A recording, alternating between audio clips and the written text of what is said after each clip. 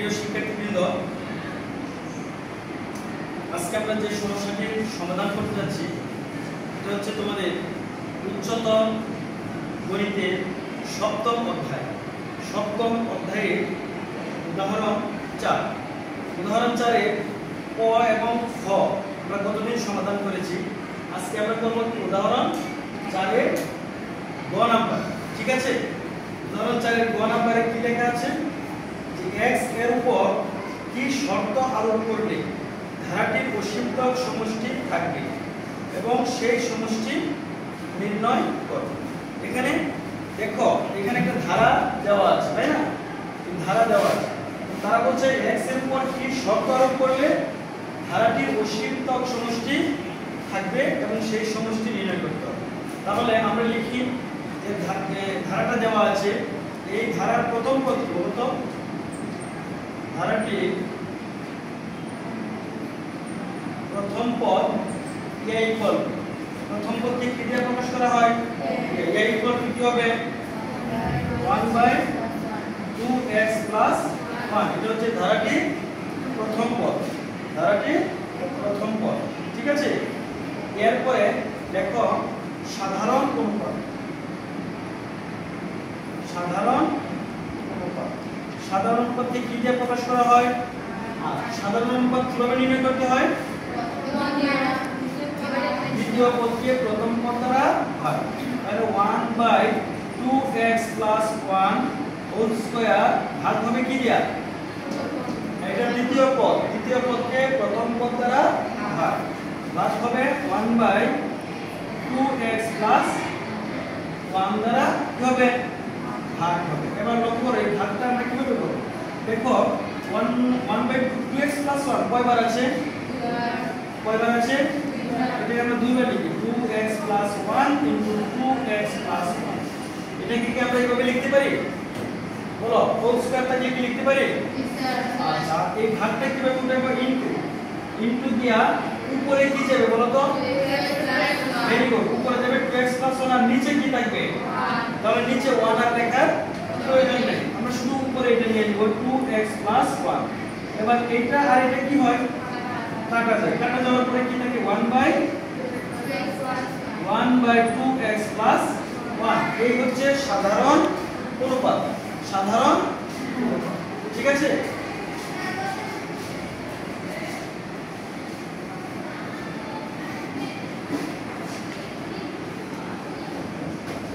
আচ্ছা দেখো এখন বলো আর এর উপর কি শর্ত থাকলে ধারাটির অসীমতক সমষ্টি থাকে? মনে আছে কি শর্ত থাকলে?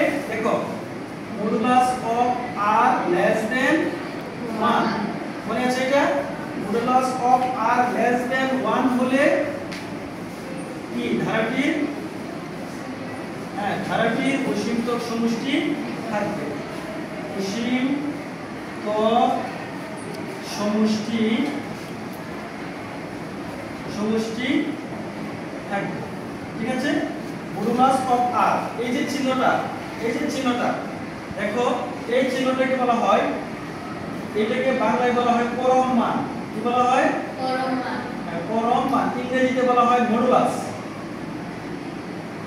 ইংরেজিতে বলা হয় মডুলাস, ইংরেজিতে বলা হয় মডুলাস, আর বাংলায় এটাকে বলা হয় কি? পরম মান।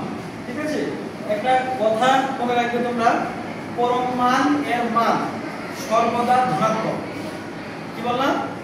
পরম মান এর মান সর্বদা ধনাত্মক, অর্থাৎ -2 এর পরম মান হচ্ছে 2, আবার +2 এর পরম মান হচ্ছে, অর্থাৎ এর মানটা অল টাইম কি?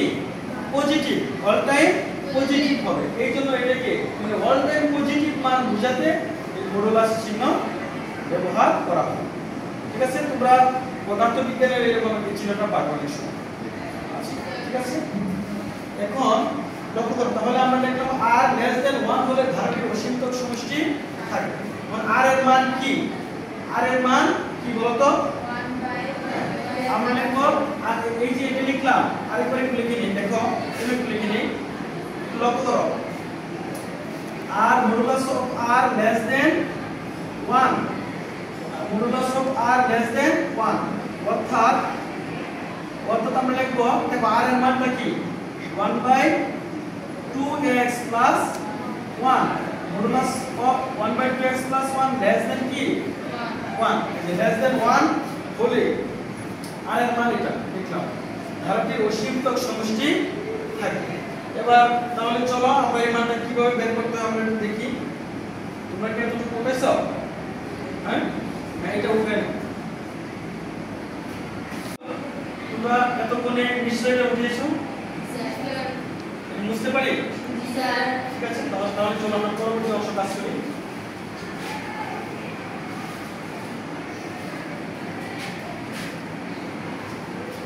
দেখো এরপরের যে অংশটা থাকবে এটা এখানে আমরা দুইটা শর্ত প্রয়োগ করব। কি শর্ত প্রয়োগ করব? দেখো আমরা লিখব মডুলাস অফ 1/2x plus 1 অঋণাত্মক হলে কি হলে অঋণাত্মক হলে। আচ্ছা অঋণাত্মক সংখ্যা কোনগুলো মনে আছে কি? হ্যাঁ অঋণাত্মক সংখ্যা কোনগুলো? দেখো এই যে 0 1 2 3 4 এইগুলাকে বলা হয় ধনাত্মক সংখ্যা। কি বলা হয়? এগুলাকে কি বলা হয়? ধনাত্মক সংখ্যা। কি বলা হয়? ধনাত্মক সংখ্যা। আবার -1 -2 -3 এরকম থাকলে এটাকে কি বলা হয়? আর এটা হচ্ছে ঋণাত্মক সংখ্যা।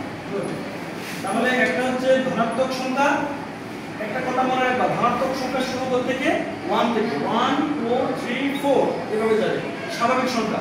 আর এটা ঋণাত্মক সংখ্যা করতে থেকে এই যে এটা হচ্ছে কি সংখ্যা? এইগুলো হচ্ছে ঋণাত্মক সংখ্যা। এখন একটা কথা মনে রাখবে তোমরা, যখন 0 সহ হিসাব করা হয় তখন এর নাম হচ্ছে অঋণাত্মক সংখ্যা। আমরা বাস্তব সংখ্যা এটা দেখিয়েছিলাম, মনে আছে কি? অঋণাত্মক সংখ্যা।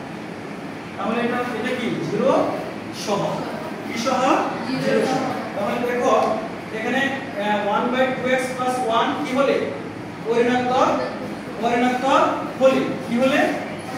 অঋণাত্মক হলে। এই কথা আমরা লিখব। এটা লেখার পরে আমরা এই মডুলার চিহ্নটা উঠাই দেব। এখান থেকে লক্ষ্য করো, এখান থেকে মডুলার চিহ্ন, এই মডুলার চিহ্ন এটা পরমান চিহ্ন উঠাই দেব। তাহলে থাকবে 1/2x plus 1 less than কি থাকবে 1। অর্থাৎ অঋণাত্মক হলে অবশ্যই পজিটিভ মান। কি মান এগুলা? নেগেটিভ থাকবে না। হ্যাঁ শুধু শূন্য সহ থাকবে। শূন্য কি নেগেটিভ?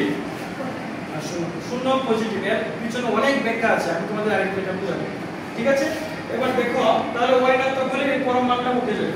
এবার লক্ষ্য করো আমরা উভয় পক্ষকে 2x, উদ্দেশ্য হচ্ছে এটা সমাধান করে x কে অসমতায় প্রকাশ করা। কাকে? x কে অসমতায় প্রকাশ করা। তাহলে 1/2x plus 1 আছে তাই না? একে আমরা ইনটু এটা উঠানোর জন্য আরেকটা 2x plus 1 দ্বারা গুণ করব উভয় পক্ষে। কোন পক্ষে? আমি উভয় পক্ষে কি দ্বারা গুণ করলাম বলো?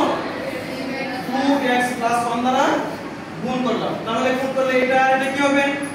কাটা বা কি থাকবে? তাহলে 1 কি থাকবে বলো? 1 less than আর 1 দেখো বলে যা আছে তাই 2x plus 1। এবার দেখো এই 1 উঠানোর জন্য লক্ষ্য করো এই 1 plus 1 না, এটা এই 1 উঠানোর জন্য আমরা 1 মাইনাস করব। তাই মাইনাস করলে শুধু এক পক্ষে করা যায় না, উভয় পক্ষে করতে হয়।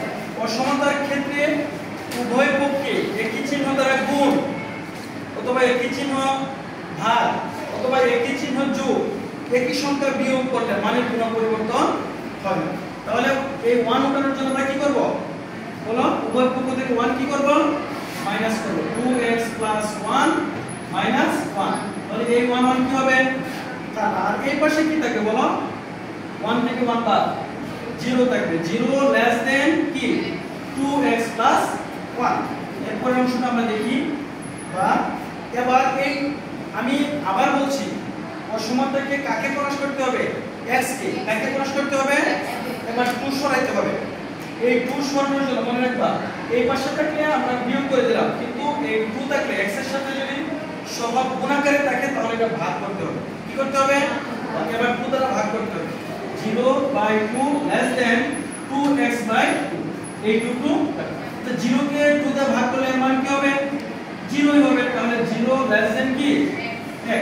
আমরা লিখলাম বা 0 তাহলে সুতরাং সর্বশেষ এই এক্সটা এই পাশে লিখি আর 0 এর পাশে x কিন্তু বড় তাহলে x গ্রেটার দেন কি 0 ঠিক আছে এই পরিণাত্মক হলে হচ্ছে এই শর্ত বুঝতে পারছো এই যে একটা শর্ত এটা কিন্তু একটা শর্ত অসীমতর সমষ্টি হওয়ার একটা শর্ত অর্থাৎ x এর মানটা কি হইতে হবে 0 থেকে কি হইতে হবে বড় হইতে হবে 0 থেকে বড় হইতে হবে ঠিক আছে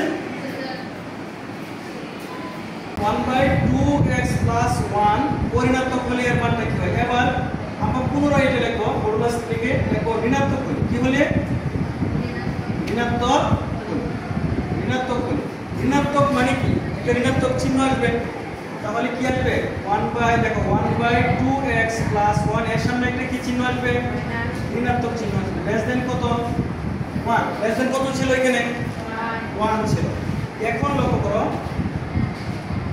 বা 2x + 1 কে উঠানোর জন্য 2x + 1 কে উঠানোর জন্য আমাকে কি করতে হবে আবার 2x + 1 দ্বারা কি করতে হবে গুণ করতে হবে কি করতে হবে গুণ করতে হবে 2x + 1 ইনটু 2x + 1 এবার একটা কথা মনে রাখবা ঋণাত্মক অসমতাকে কোন সংখ্যা দ্বারা গুণ করলে অসমতার চিহ্ন পাল্টে যাবে অসমতার চিহ্ন আর এটা লেস দেন আছে হয়ে যাবে কি গ্রেটার দেন এই পাশে হবে 2x + 1 এর সাথে ইনটু আকারে কি আছে 1 দিলেও হবে না দিলেও হবে বাট এটা কাট বুঝতে পারছো কিনা দেখো এখানে ছিল লেস দেন হয়ে গেছে কি চিহ্নটা কি হয়েছে গ্রেটার দেন ঠিক আছে গ্রেটার দেন হয়েছে বা তাহলে এখানে কি থাকবে -1 -1 গ্রেটার দেন কি থাকবে 2x + 1 ঠিক আগের মতো আমরা কাজ করি এই 1 কে উঠাইতে হবে তাহলে -1 এই +1 এর জন্য কি দরকার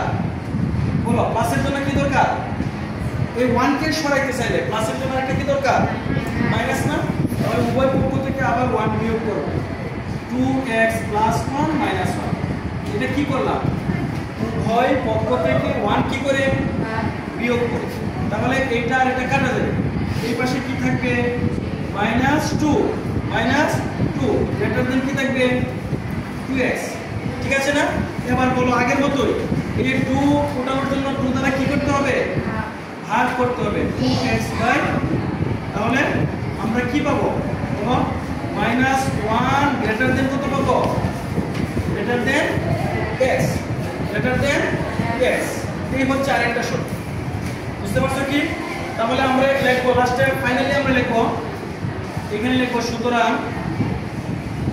নির্ণেয় শর্ত কি শর্ত পেয়েছিলাম কত আগে আমরা কি পেয়েছিলাম x গ্রেটার দেন কি 0 অথবা আমরা লিখবো অথবা আরেকটা কি পেয়েছি বলো হ্যাঁ অথবা x লেস দেন আমরা x ছোট না x লেস দেন -1 এটা আমরা লিখতে পারি এই হচ্ছে শর্ত এটা কি নির্ণয় শর্ত x গ্রেটার দেন 0 অথবা x লেস দেন -1 চলো আমরা এই ধারাটি অসীমতক সমষ্টি নির্ণয় করি সুতরাং অসীমতক সমষ্টি s ইনফিনিটি সূত্রটা কি বলো a/1 - এই হচ্ছে অসীমতক সমষ্টির সূত্র এবার আমরা মান বসাবো দেখো a এর মান কত ছিল 1/2x + 1 2x + আর নিচে হচ্ছে 1 মাইনাস আর এর মান কি 1/2x + 1 এবার লক্ষ্য করো আমরা নিচে লসাগু করব নিচেরটা তাহলে 1/2x + 1 আর নিচে লসাগু কি হবে লসাগুটা কি হবে 2x + 1 এটার সাথে যদি আমরা 1 গুণ করি কি হবে 2x + 1 মাইনাস কত হবে 1 মানে কি কাটা তাহলে কি থাকবে বলো আমরা এটা এই যে ভগ্নাংশ করে দেই লবেও ভগ্নাংশ হরেও ভগ্নাংশ এই ভগ্নাংশকে বলা হয় জটিল ভগ্নাংশ কি ভগ্নাংশ জটিল ভগ্নাংশ উদাহরণ নিয়ম হচ্ছে লব যা আছে তাই থাকবে 1/2x + 1 আর হরটাকে উল্টো দিতে হবে তাহলে 2x কোথায় যাবে 2x + 1 আর উপরে কি থাকবে 2x এটা কোথায় যাবে নিচে দেখো তো এটার সাথে আবার এটা মিলে কিনা এটা দেওয়া যায় না তাহলে কি হলো 1/2x ভেরি গুড এই হচ্ছে অসীমতর সমস্যা। তোমরা কি বুঝতে পারছো? ধন্যবাদ সবাইকে।